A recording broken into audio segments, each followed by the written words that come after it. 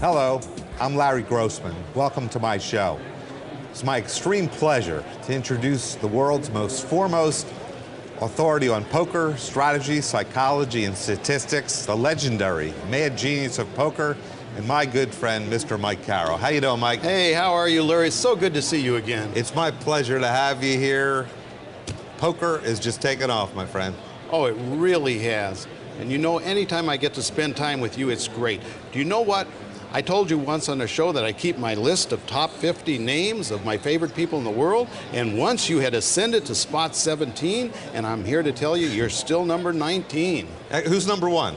That would probably be Doyle Brunson, and you. A fine choice. The reason I'm saying that is because I've become a spokesman for Doyle Brunson, and what they're doing with online poker, their free games there, and that's what I'm involved in. Let's talk about Doyle for a moment. How long have you known Doyle? Oh, I knew Doyle since 1977 when he asked me to write a chapter on draw poker for his legendary tome, Super System, a course in power poker. And that's actually, see, he brought me into this. Doyle brought me into this because I was there kicking and screaming. I never wanted to share my secrets with the world.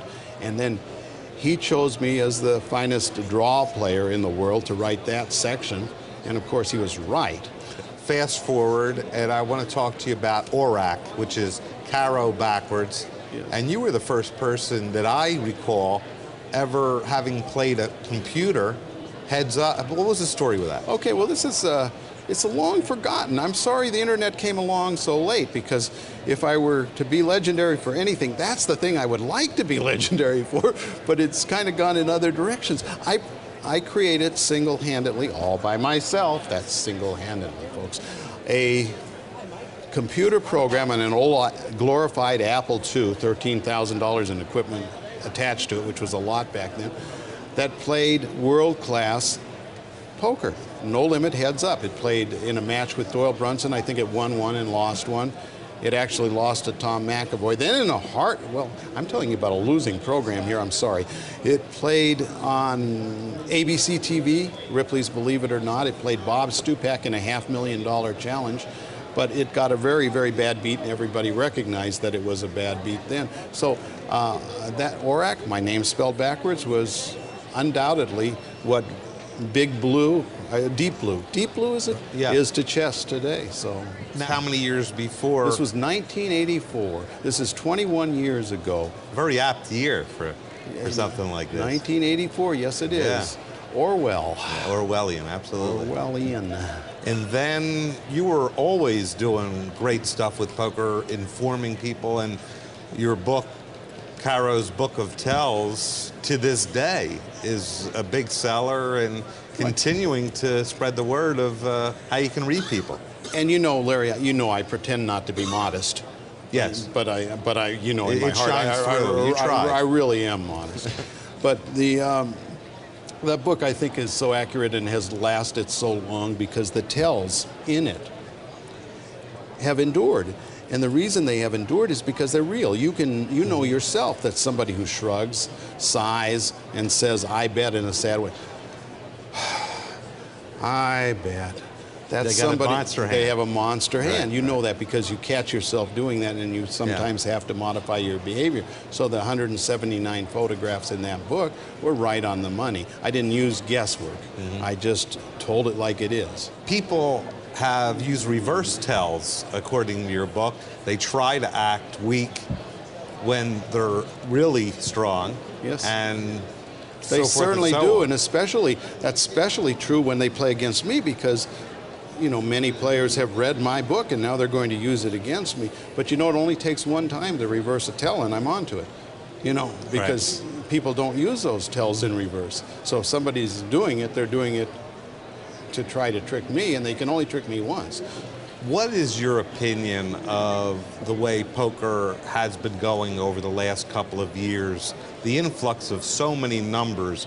Tournaments are just going off the charts. Isn't that something? The style of play and the level of play, is it gotten more sophisticated, or is it relatively just about the same? Well, Larry, two things are happening at once.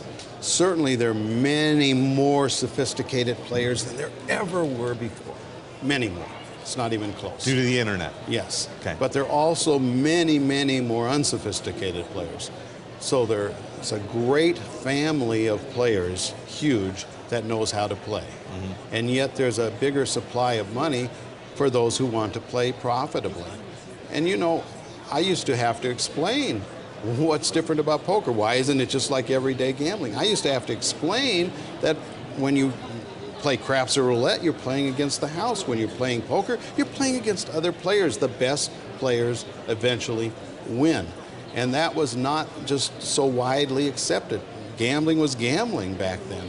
Now people are starting to afford poker with the respect it deserves. And they're giving me the respect I deserve.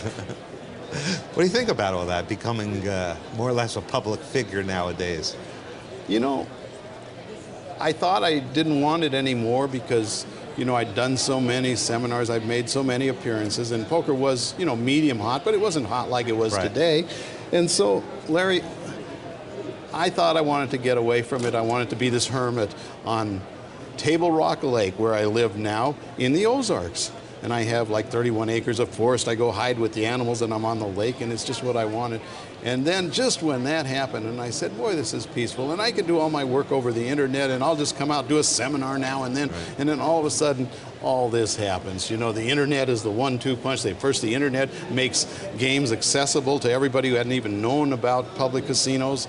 And then secondly, these TV programs that show you the cards, the suspense. See, a lot of people argued that there wouldn't be suspense if they showed the cards on TV, that the suspense was in wondering what the players had. Not so. The suspense is in seeing the cards, knowing the players don't know what each other's cards are, and wondering how it's going to unfold. Exactly. That's the magic.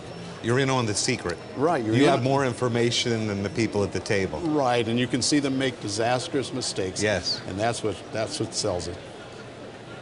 Talking about the great players, you've played amongst them, they've become your friends, people. Well, wait a minute. Larry, Yes. I want you to rephrase that question, or I won't answer it. What about the great players? I've played amongst them. Yes. No. Well, you are amongst them. Amongst the great players. Which other ones have you played with? Yes, okay. Okay. Cool. I got like the Johnny Mosses of yesteryear and the Stu Ungers, and of course nowadays still Doyle Brunson having won his 10th bracelet, Johnny Chan having won his 10th bracelet, and all the other great players. Their games certainly have to change in this era to an extent where there's so many more players that you have to accumulate chips a little faster because the blinds and antes are going up. You know, I think you really don't. See, I've written, and Doyle Brunson has been so successful in poker, and it's just phenomenal. He's won. Here he is in 2005, and he this year wins his 10th bracelet. That's the most anybody's ever won. Well, with Johnny Chan. Well, Johnny Chan won it first, and then Doyle came right back to tie. That was amazing. So the two, you know, supreme players.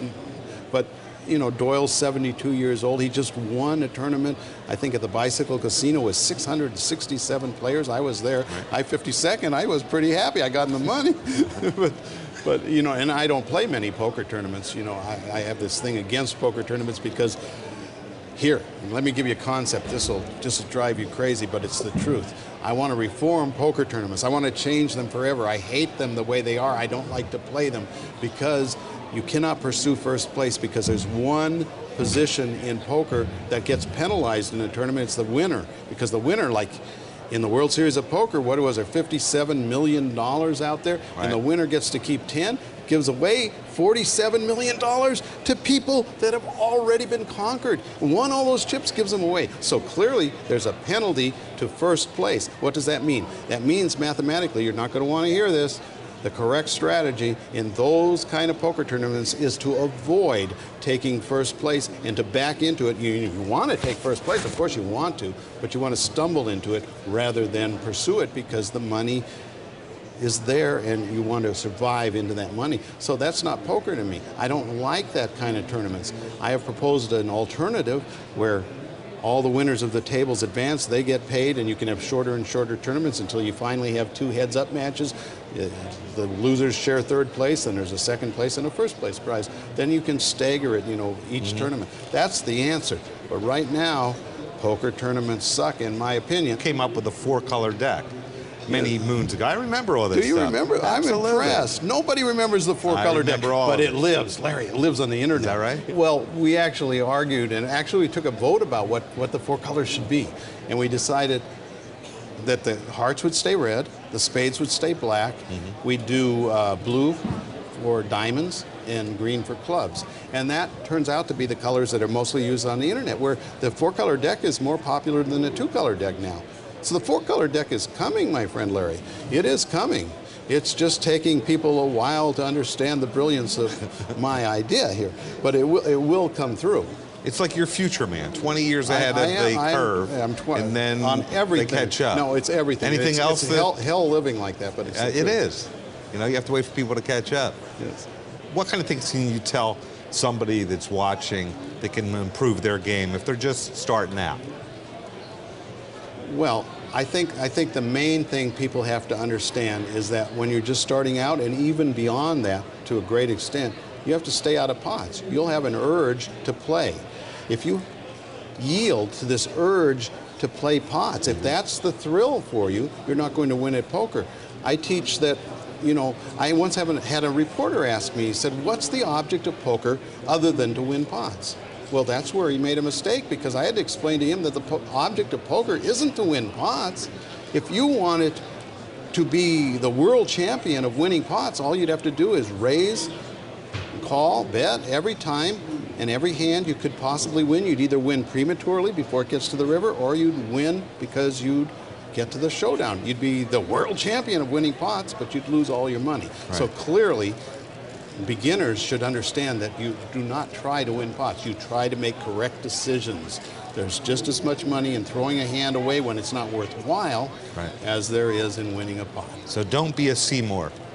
Don't be a what? Seymour. Yes, they want to see more cards. Don't be a Seymour. I don't. Oh. You never heard that before? I have not, and I like it. I'm going to be using it all the time. Do not be a Seymour. You see more cards. Don't do that. Fold hands and watch everybody else's play. Yep. Learn from them. How much do people miss by when they're out of the hand? They space out. They order a cocktail. They just aren't involved in the hand. They don't care. But there's so much information that can be picked up. How people are holding their hands. How people are betting. But you know, and you're so right. But you don't want to tax your brain to death. Sure. Because if you try to focus on too many things, it all becomes a jumble. I find, and I teach my students, that you really have to not put that much pressure on yourself, because you may be able to do a little bit better in a short time with this super intense focus, but you won't endure. We've talked before about how you're a little bit ahead of the curve time-wise. What do you see for poker 5-10 years from now? Can it continue to grow like this? Maybe for a couple years, but where's the ceiling at, do you think? I think we've reached the ceiling. Do you? I'm the only one that you're going to interview that's going to say that, but I think we've reached it for the time being. I think there may be bigger ceilings beyond this. I don't think it's going to fade or fall. I think that it's now been recognized, and this new love, people rejoicing that they've just rediscovered poker, is going to stick. It's going to be at this extreme level, but I think we've kind of reached as high as we can go right now with the population, because truthfully, people know about it as much as they know about baseball. They're probably talking, I would guess, they're honestly talking poker more than they're talking baseball right now. So I think, but will it endure? I think so, yeah. It may trail off a little. It may go even higher later, but I don't think it's going to continue to zoom, because it's there. We're there. Mike, I know you're always busy on other things, projects, running all around the country, living in the Ozarks. What are you working on now? Any new books? I have a whole series of books coming out. The first one is called Professional Poker Play-by-Play, and it actually takes all the major occurrences that can happen in a hold'em game, analyzes them, shows the diagram of how the hands come out, and it'll be a big book. And it's one that I know people are aware of, because I started advertising this book in 1986, and I still have the ads, and they ran for 6 months, and they said, coming soon. And I remember you calling me a procrastinator once. Now, everything's relative, Mike. so whoever you think also is a procrastinator cannot compete, because I can not only sit at the final table for procrastinators, I can win. Well, when it comes out in 2006, you can play Sergeant Pepper's. It was 20 years ago today, right, and I can say, and you're right in style. You're right. I can say, see, I told you it was coming. If you were going to make up a robot from scratch, yes, prototype, this is going to be the world's greatest poker player, what would you include within the insides of that robot? Okay, here's your answer. If I were going to create a robot that would be the world's greatest poker player, what I would include would be everything in my head. That's what it would be. And there's actually a serious side to that, because when I programmed ORAC, I had to codify, put into code all of my thoughts. What does a poker player really think? And when I was done, I couldn't beat that computer. And the reason I couldn't beat the computer is because it had enough of what was inside me, but it could always come to the conclusion within a second without overlooking things. When I, as a person, even though that's all inside me, when I try to play, I have to think of things. I have to think, well, now what am I forgetting to analyze? The computer's not forgetting to analyze that. So, yes, I can build a computer that can beat me. How much of poker is out and out bluffing, percentage-wise? 20%, 40%? It depends. In limit games, in most limit games with loose players, that means they play very lively, it's not that much, because basically most people lose by bluffing, because the predominant tendency of opponents is that they call too much. Larry, if they call too much, what does that mean? It means that most bluffs will fail. In no-limit poker and against sophisticated opponents, it becomes that big a factor. If you don't know how to bluff correctly at the right times, you're probably giving away 50% of your profit, assuming you make 50% at all. Or you may turn yourself from a winner into a loser. It just depends on how good you are. Bluffing is very important in no-limit and against sophisticated players. I want to talk to you about position. We only have about a minute and a half left. Playing your position, whether you're the big blind, the small blind, dealer button, how much of the game is that, and how long does it take to learn that? Because experience is a great teacher with learning your position. You have to understand that in poker, position is everything. The more you are late to act, the better your advantage will be. And therefore, I teach players to only play superior hands in early position and play less and less quality hands as the action goes on, because there are not so many people who can come in and have better hands. And everybody who takes poker seriously knows that. So you all in all, would rather play a live game than a tournament? I want to play tournaments the way I've constructed them. You can read it at poker1.com, poker.one. Poker, not .one, poker1.com. That's where I have my explanation of how future tournaments should be held and how they'll be fair. And you think that will come about someday? It will, because I've said that it should. That's all you need. The mad genius of poker, the author of Caro's Book of Tells, one of the guys that really has made an impact on poker. Thank you, Larry. I've enjoyed it. And you're number 18 now. Thank you so much. Thanks to my guest, Mike Caro. Tune in next time for the Larry Grossman Show. Thanks for watching.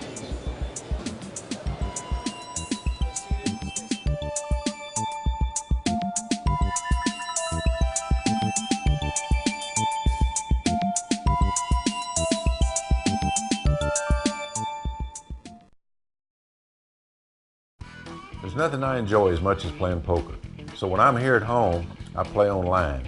When I couldn't find a game that I liked, I started my own site, Doyle's Run. Mike Caro and I put more educational material on this site than any other site, by far. If you want to really learn how to play the game, get the ins and outs of how to do it, come and sign up at Doyle's Room and you'll find some games that you can beat. If you get heads up with me, remember, luck favors the backbone, not the wishbone.